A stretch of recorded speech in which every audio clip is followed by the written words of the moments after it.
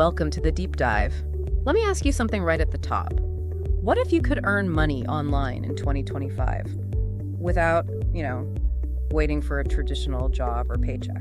That's a really big question we're digging into today. Yeah, and we've been looking at a whole bunch of sources that aren't just theory. No, not at all.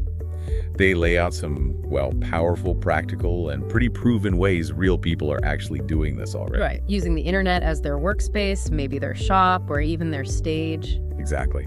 It's happening now. And for this deep dive, our mission is really to help you cut through the noise, figure out what's really important in all this info. And see the real possibilities. Because there are possibilities. Right, totally. Whether you're maybe a student needing flexibility or a stay-at-home parent trying to earn around a schedule or, just someone wanting more freedom, the sources, they're clear. This isn't about getting rich overnight. Definitely not. But they do detail real, actionable methods, stuff people are using every single day. And the sources cover quite a range of approaches, too. Oh, absolutely. It highlights there isn't just one path, Lots of ways, depending on your skills, what you're into. Okay, so let's start unpacking this. The sources seem to start with something very direct, something you can jump into if you've already got a talent. Right, that would be freelancing. The core idea, it's pretty straightforward as presented. If you have a skill, someone online probably needs it and, crucially, will pay for it. Exactly. And the skills mentioned were all over the map. Yeah, the material we looked at, it listed things like writing, logo design, video editing, web development. Copywriting, voiceovers, translating, even admin support tasks. And they pointed to specific places too, like Upwork, Fiverr, People Per Hour, established marketplaces. Yeah, places where you can actually connect with clients who were actively looking. There's a really good example in one source, wasn't there? Emma? Oh yeah, Emma, the college student, that was a great illustration. She started small, writing articles for just $10 on Fiverr. Yeah, but she focused on quality, got good reviews, built up her profile, and apparently scaled up pretty fast. Within 3 months, she was getting $50 an article. Wow. And now, the source said, she writes full-time, totally location independent, travels. That really shows you don't need to start huge, does it? Not at all. Yeah. Identify a skill, find the platform. So the key takeaways from the sources seem to be maybe focus on just one or two things first. Yeah, don't spread yourself too thin initially. Build a really strong portfolio showing your best work. Crucial. That's your proof. Always deliver quality work. Actively chase those reviews. Reviews are like gold online. And then let that build momentum, right? Use it to grow your rates and find more clients. Absolutely. That online reputation, it becomes your currency in the freelance world. Okay, shifting gears a bit. Another path the sources explored is one lots of people watch, but maybe don't think about as an income stream for themselves. You mean starting a YouTube channel? Exactly. Yeah, this method, the sources, really stressed how accessible it's become. Right, it's not just for big media companies or celebs anymore. No way. They pointed out ordinary folks can start this with, just a smartphone and a clear voice. And the content ideas, pretty much endless, right? Totally. Yeah. Whatever you love cooking, tech reviews, telling stories, health and fitness. Or even stuff where you're not on camera, like animations or text-to-speech videos. Correct. Now, the standard way to earn through ads, that does have thresholds. Yeah, the 1,000 subscribers and 4,000 watch hours thing.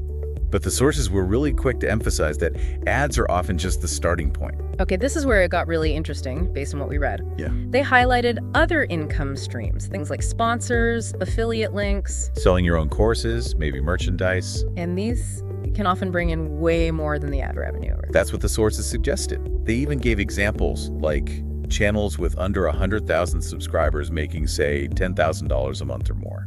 By really serving a specific, loyal niche audience, building that community. So the key factors are consistency, keep uploading, and providing real value.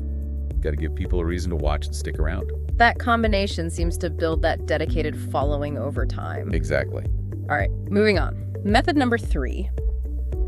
This one often sounds a bit like internet magic, but the sources broke it down practically. Affiliate marketing. Yeah, it can sound complex, but the concept's simple. You just recommend products or services you like. So that you genuinely use or believe in. Then you earn a commission if someone buys through your unique link. So you create some content, maybe a review video, a blog post comparing options. Or even just a social media post. And you include that special link. And it's not just small companies, is it? No. The sources mentioned big players. Yeah. Amazon, tech brands, fashion stores, software companies. Loads of businesses have affiliate programs. You just need to apply and get approved. Usually, yeah. And the commission rates mentioned, they vary wildly. I saw that, like 4% for some physical product. But up to 50% or even more for digital stuff or software subscriptions. That example about the person reviewing laptop accessories on YouTube, that stuck with me. The one using affiliate links for the products. Yeah. They started earning around, what, $300 a month passively? Something like that. Yeah. Just from the videos getting views. And then it grew over time. To over $2,000 a month. It shows the potential, right? Once that content is out there working for you. It really is highlighted as potentially passive income, making money while you sleep, kind of. Well, maybe not sleep, but while you're doing other things, definitely. Okay, building on that idea of leveraging what you know. Method number 4. Selling online courses or coaching. Ah, yes. The opportunity here is pretty clear and honestly, quite powerful. If you're good at something, teach it. Basically, yeah. Package that knowledge.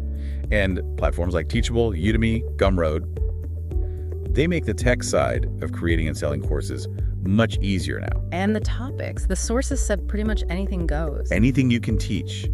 Baking sourdough, mastering Excel, Photoshop skills. They made a good point, too. You don't need to be the world's top expert. No, just being a few steps ahead of your audience is often enough to provide huge value. And the earning potential example was simple but effective. Sell a $50 course. To just 20 people, and bam, that's $1,000. Straightforward math. And as an alternative, or maybe an add-on, there's one-on-one coaching. Right, using Zoom or something. For fitness, languages, business advice. Whatever your expertise is. Another direct way to monetize what you know. I really like how this one empowers people, turn your skills, even hobbies, into income. Definitely. Okay, method 5 takes us into physical products, but with an online twist. Drop shipping. This model always sounds, well, intriguing. Selling physical stuff online without ever touching the inventory yourself. That's the hook, isn't it? Exactly. The sources described it like this. You set up an online store, maybe on Shopify. You list products from a supplier who holds the stock.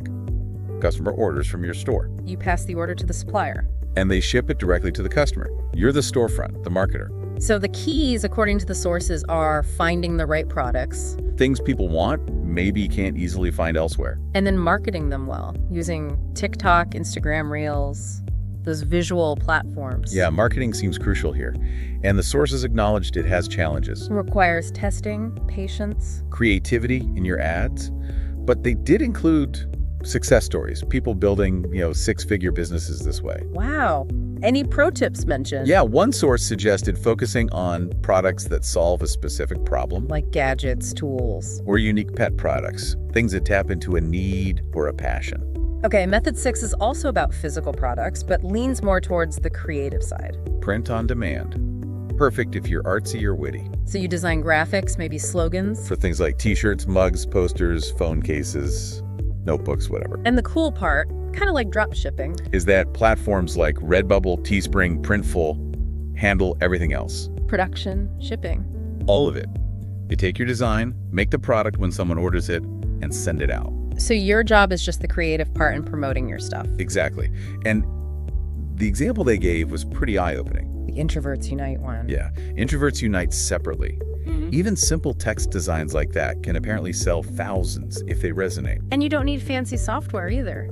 Nope, they mentioned free tools like Canva or Photopea are enough to get started designing. Then you just share your designs on social media, maybe run some cheap ads. Simple concept, taps into trends and niches. Potential there. Okay.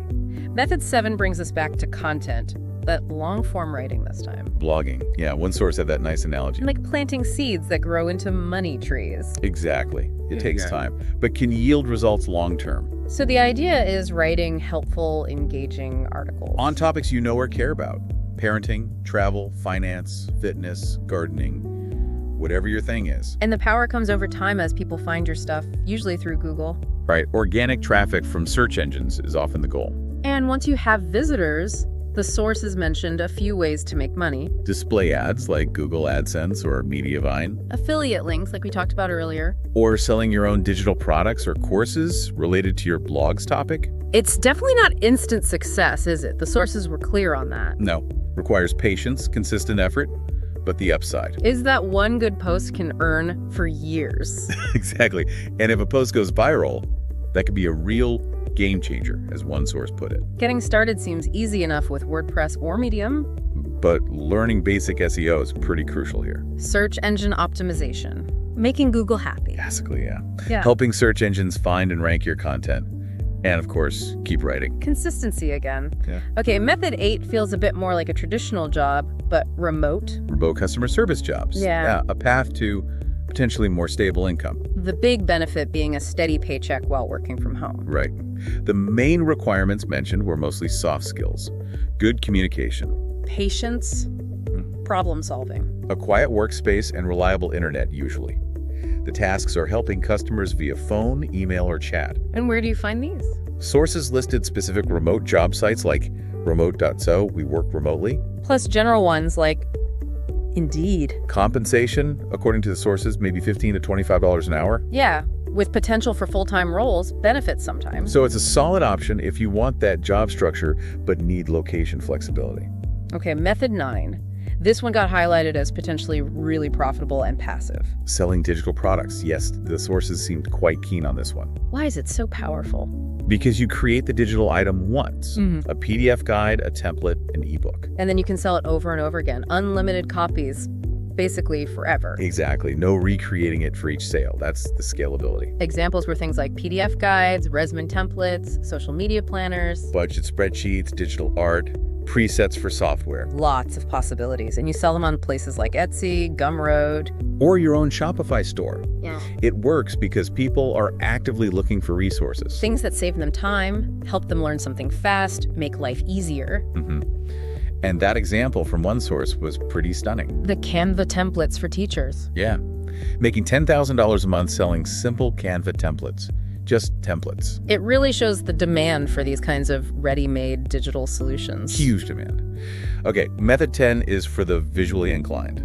Stock photography and videos. So if you've got camera skills, Even just a good smartphone camera these days, if the quality's high, you can upload your photos and videos to stock platforms. like Shutterstock, Adobe Stock, or Pexels, yeah. And you get paid. How? You get a small royalty fee each time someone downloads and licenses your image or video clip. For their website, marketing materials, presentations. Exactly. And the sources suggested focusing on useful, in-demand subjects. Like business stuff, people working, nature, emotions. Technology and use, things people actually search for. And the long-term benefit, it seems, is building a portfolio. Yeah, similar to blogging or YouTube. The more quality stuff you upload over time.